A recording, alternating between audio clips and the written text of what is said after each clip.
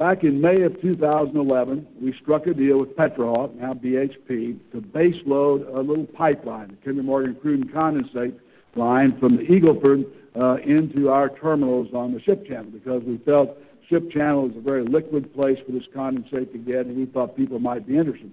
So we signed up, and Petrohawk committed to 25,000 barrels a day the first year and 50,000 barrels a day thereafter. So since we got a 50,000 barrel a day commitment, we spent about $220 million. It's very cheap because we converted about 110 miles of underutilized natural gas pipeline into the basis of this crude and condensate line, and added about 65 miles of new pipes. So we had a good build.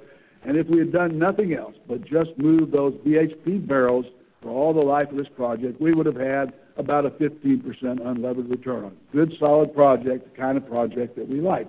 But of course, our game plan, as always at Kinder Morgan, was to grow off of that footprint. Since then, we've done all these additional projects for Phillips 66, Conoco, Anadarko, EOG, all of the BP, all of these projects that are listed on this slide. Today, we have committed or spent slightly over $1 billion on this system, including the splitter at the end of it at our Galena Park terminal, and we've invested that at a multiple of 5.7 times EBITDA.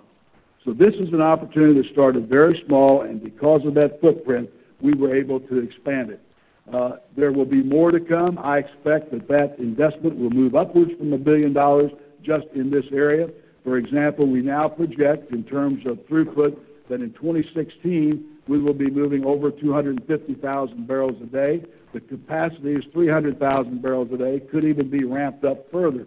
The splitter is 100,000 barrels a day, fully subscribed by BP. We expect that could grow to 150,000 barrels a day. None of that is in the backlog that Steve's going to talk about, but this gives you an example of what we pride ourselves on at Kinder Morgan, which is to be able to take a basic pipeline or terminal and continue to expand its use and expand its extent and expand its ability to connect with our customers. This is the Kinder Morgan family of companies. Sometimes it gets a little confusing, but as all of you know, I think, Kinder Morgan, Inc. is the parent company, owns the general partner interest in both KMP and EPB, and about 10% of the units at KMI and about 40% of the units at EPB. Again, as I pointed out earlier, management and the original shareholders own about 29% of the company. Public has 64%, and the one remaining sponsor from the earlier privatization of KMI owns about 7%.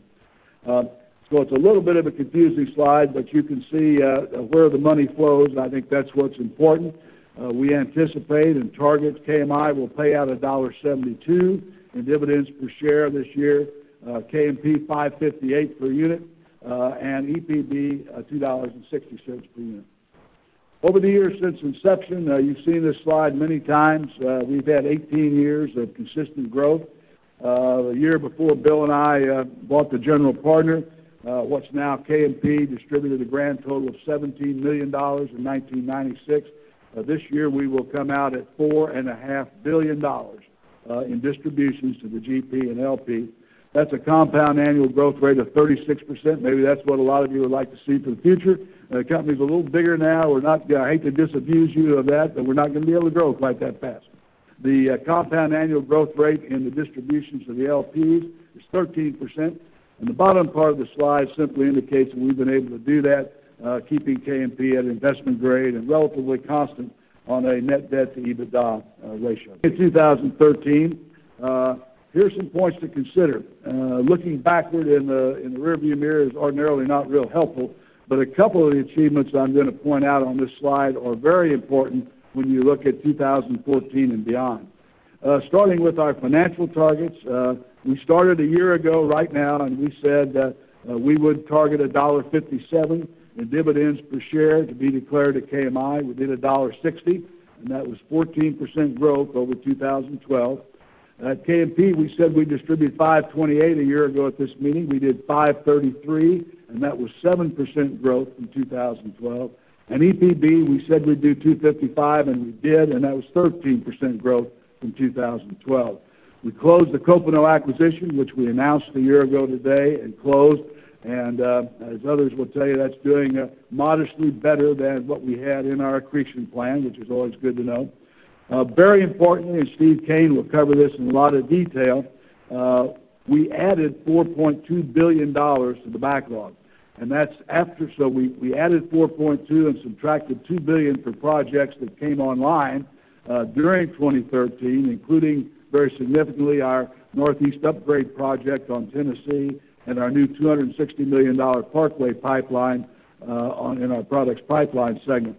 So even though we had $2 billion of growth that came out of the backlog because it was completed, we added 4.2, so the total growth went up by $2.2 billion year to year. The next point's also important. You know, when people talk about the oil production segment of our CO2 operations, they keep saying, yeah, but that's going to peak and that's going to go downhill. This year, because of very positive developments, and you've seen them in the numbers at SACROC and in our residual oil zone development, together with some other projects, we're now projecting any downturn in production in our CO2 segment will be extended from 2017 to 2020. Jim Worth will show you a slide. If you've seen all these conferences, we've got a very complicated slide that shows you where we projected that downturn to start back in 2005 and 6 and where we are today. And each year it goes out further and further. As Tim Bradley used to say, big fields get bigger, and that's certainly what we're finding at SACROC. We've announced an agreement and now closed the purchase of some Jones Act tankers. I'll talk about that in the next slide. And we've raised $1.8 billion in equity capital during the year, 1.2 of it through ATM programs at our various companies, and $0.6 billion through the KMR dividend. Now, if you look at the acquisition we made, we spent $962 million to acquire what will eventually be 9 tankers that move crude oil, all under long-term charters. We closed that transaction on January 17th. It's $962 million in cash, and then we will devote additional money to finish 4 of the boats that are now in the shipyard. KMI did a give back of some of its IDRs, consisting of $13 million in 14, 19 and 15, and $6 million in 2016. Even with those give backs, not only is it accretive to KMP beginning this year, but it will be accretive to KMI beginning 15 and then in 17 and beyond, it will be nicely accretive to KMI to the tune of 3 or 4 cents a share, just from this one acquisition down at KMP. You can read the rest of this slide, but it's 5 tankers with 330,000 barrels of capacity each, average remaining contract life of 4 years, and I think that the strategic rationale behind all of this is that we are very focused on fee-based critical energy infrastructure assets. When you think about it, you can move crude oil in this country by pipeline, you can move it by rail, or you can move it by Jones Act ship. We're in all 3 of those businesses, and it gives us the opportunity to serve our customers whichever way they want to move the product. These tankers really provide fee-based cash flows backed by multi-year contracts. For example, all the 4 new ships being brought online are contracted for 5 years to Shell after they come online, and then there's 3-year options on top of that. So as a practical matter, given where these rates are, we think that we're pretty fully locked and loaded out till the early 20s on most of these boats. What did we pay for it? If you look at it once the project is fully online, just a hair over 8 times EBITDA. So we think this is a very good project for the future, particularly given the locked-in nature of the cash flow. I'd like to show this slide because, again, I'm very proud of the diversified nature of our cash flow at the Kinder Morgan companies.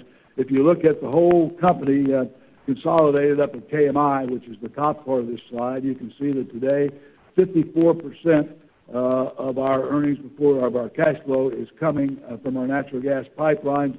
The CO2 oil production, terminals, and products, all 3 in the 12 to 14% line.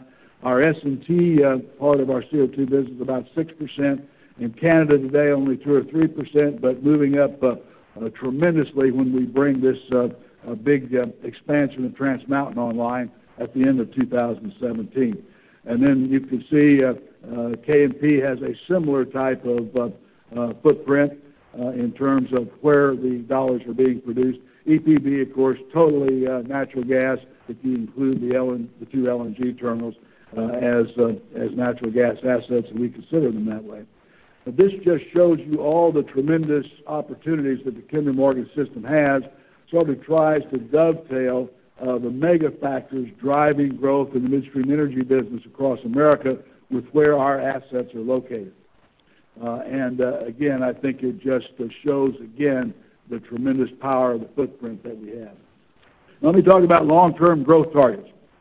Our growth targets for KMI, and we went out, we used 2013 as a base year, spent a lot of time going out through 2016. We think our growth target at KMI is around 8%. We think our growth target at K&P, KMR is around 5%. We think at EPB, again, relatively flat until the Elba Island assets come online. Again, in all these cases, absent another significant acquisition. Now, I want to make clear that we're all on the same wavelength because there's been confusion in the past. The base year for this is the 2013 actuals, which was obviously, as I've said earlier, a very strong year with very good growth off of 12 and 11. The growth will vary year by year, but I think within a pretty tight shot group, and no major acquisitions are assumed in these growth targets.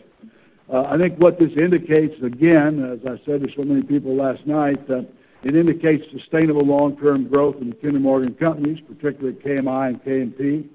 It's consistent with the track record we've had at those entities over the last 17 years.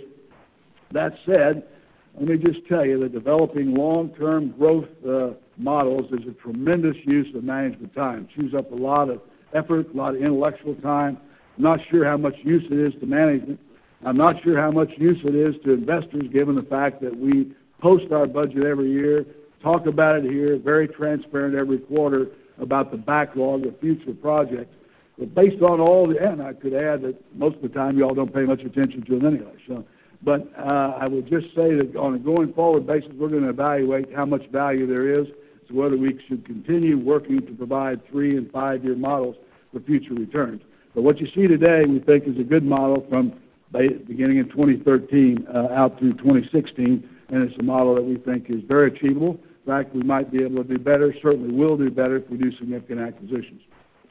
Now, with the theme of this conference is Opportunity Knocks, there was some movement within the group to call it you sell, I'll buy, and we'll see who comes out better. But that was vetoed, too argumentative, and et cetera, et cetera. I never want to be argumentative with anybody. So we came up with Opportunity Knocks instead. And so this is kind of an interesting slide for me. If you look at the top the top section, this applies to KMI. And if you look at where the current indicated dividend yield is, if you look at the diversified natural gas comps, and they're all listed down there in footnote A, they're yielding 2.7%. You go over to the right, and their growth is estimated at 7%. The REIT comps are at 3.6%, and they're estimated at 7% growth. The utility comps are yielding 4.2%, and their estimated 3-year growth is 4%. And there's your KMI, 4.6% with an 8% growth estimate.